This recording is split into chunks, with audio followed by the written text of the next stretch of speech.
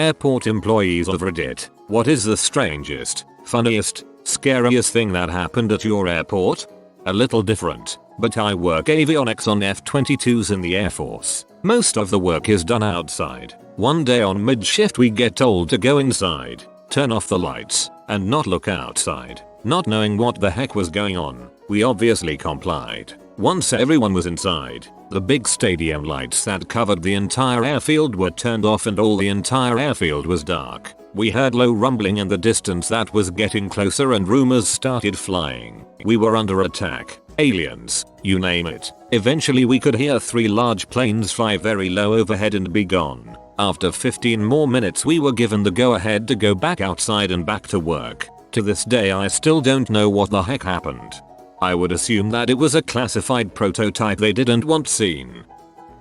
Another one, this time from my dad. We're coming off a plane at Lagos Airport. It's 1992. I'm about 10 years old, so I wander around the baggage hall and find, in a secluded corner, a service lift with a bloody great hole cut out of the door. It's cordoned off so you can't use it. I ask my dad about it. A cleaner had been using the service lift one night after a shift to go back up to the departure area, where he could stash his trolley etc. Lift breaks down between floors. The emergency help button does nothing. This is Nigeria, remember, and of course it's way before mobile phones were even introduced. He pounds and pounds on the interior of the lift, but it's in a quiet bit of the airport, where no one goes. He's not scheduled to be on shift the next day. His colleagues come in and assume the trolley has been stolen as the cupboard is open, and it's not there. They carry on. When they try to use the service lift, it doesn't work. They don't hear their colleague,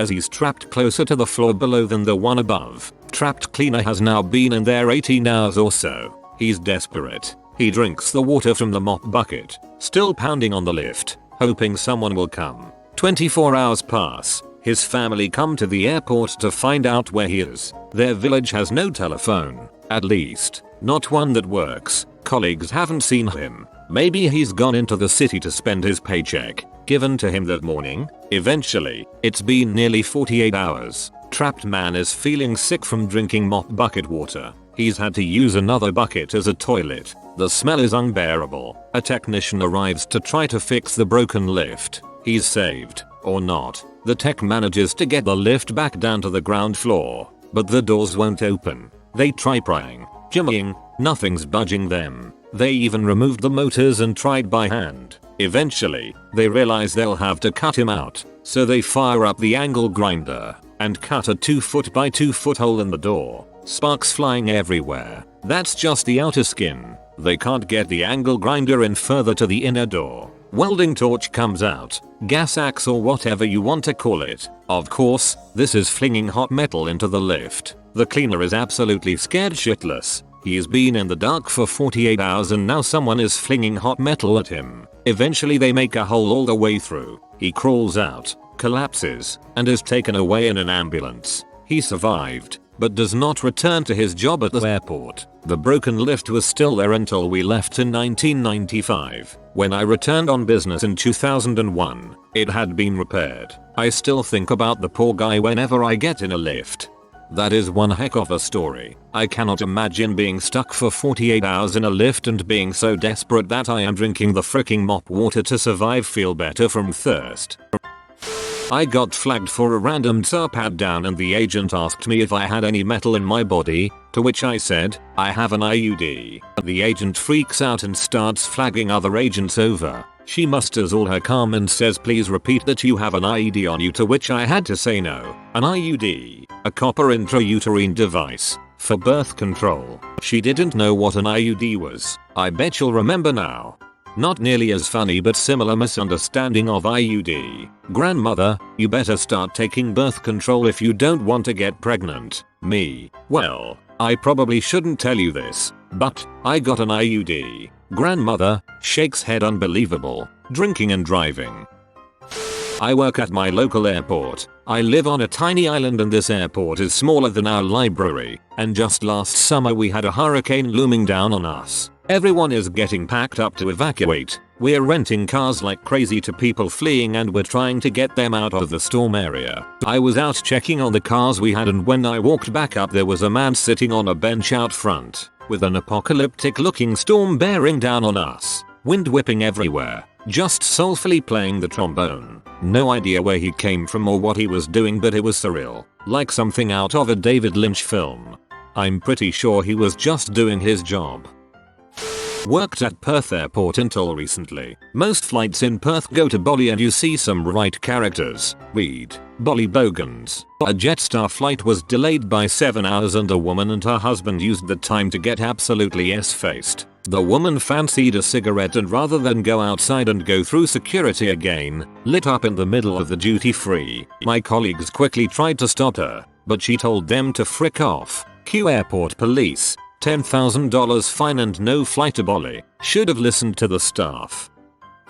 Worked for a summer as a skycap at an airport in Maine. A couple of the 9/11 hijackers came through that airport, and then to Logan, in Boston, which is where the hijacking took place. They chose this airport in Portland precisely because it was kinda podunk and no one would pay attention as much. A guy I worked with actually showed them to where the rental car place was because the way the airport was set up back then it was in this weird corner and people would ask for our help to find it constantly. Poor guy felt like he was in some way responsible. I'll bet 1,000 people who interacted, even just a little bit, with the hijackers felt like they were in some way responsible. A school friend's father worked on passport control at Gatwick in the mid-80s. In those days passports were often handwritten and had spaces for things like distinguishing features. One day a young woman presented her passport to him, and he opened it and compared the photo, and then paused before saying this is a bit unusual. He showed her the open passport which read in part, distinguishing features, big T. She exclaimed, my bloody brother, I'll kill him.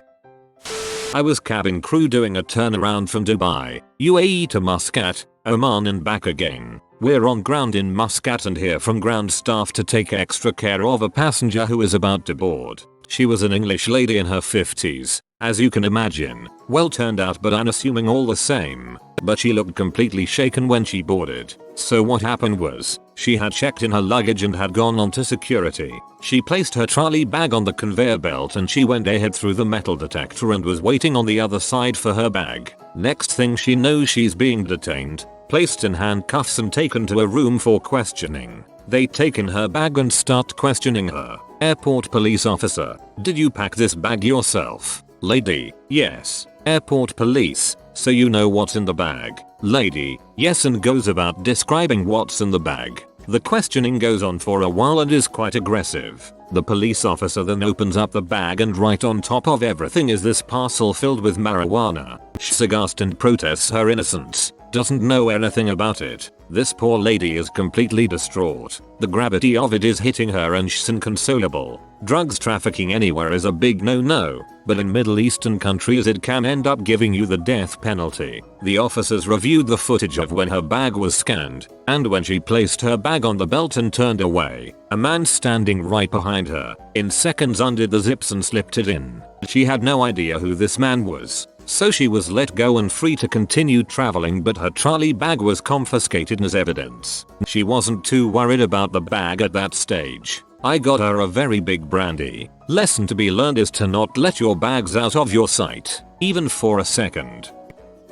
I used to do cargo for Delta and British Airways. We ship a lot of dead people, a lot of animals, too. They actually sent me to LA to go to a class entirely on animal handling. There's regulations and procedures for everything all the way up to elephants and whales and crap. Weirdest thing we ever got to actually ship was an alligator of some sort. A whale, on an airplane, flying.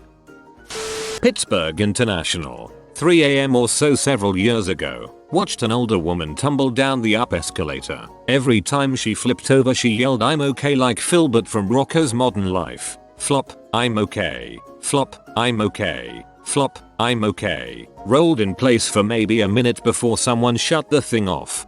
That sounds hilariously painful.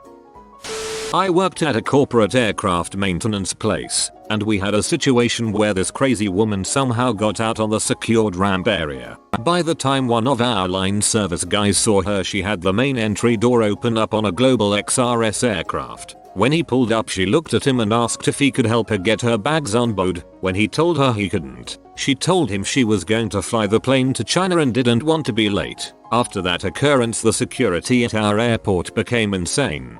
I have so many questions. Not me, but my father was regional manager of one of the rental car companies at the airport, and on 9/11 when all flights were grounded, everyone needed rental cars and it was havoc. My father said the phone rang and he almost didn't answer because he was so busy. Turns out it was the company CEO and ordered him to hand out keys free. No cost, no documentation, as the situation was severe and all other major rental companies followed suit. Not necessarily strange, funny or scary, but it is one of the few stories he told me about the job as a kid that I always remember. One of my uncles was in the air on 9/11. He said they made an emergency landing in Dallas, and while everyone else stopped to call their family, he sprinted for the rental car and got one of the last ones. I used to work on the ramp for UPS and we had a couple incidents in my time. One of our small aircraft was on approach and had an issue with his hydraulics. The pilot turned off his automatic systems to fix the issue manually, with no warning to tell him otherwise. He landed the plane without landing gear. Told this story before, but we used to ship crates of bees in our system. A box broke loose mid-flight in a Beech 99. The pilot had to declare a state of emergency, take the plane as high as it could go to subdue the bees, and then land as quickly as he possibly could. We had an employee mangle his hand trying to attach a tow bar to the front wheel. Blood was freaking everywhere and that crap was never the same. But the scariest might not be what happens at an airport, but who works at the airport ramp at 2 AM. During my 3.5 years there, I worked with 3 separate murderers, attempted murderers. One guy got into an argument at a local college and shot someone in a classroom. Another beat his girlfriend's 3-year-old daughter to death. He's currently on Arizona death row. And most heart-wrenching for me, one of my friends, a dude who I was super cool with and I thought of as super nice, was involved in a robbery that went south. His partner ended up stabbing the woman they were trying to get money from. Then the two of them went on the run and his partner murdered him before killing himself. It was a dark time.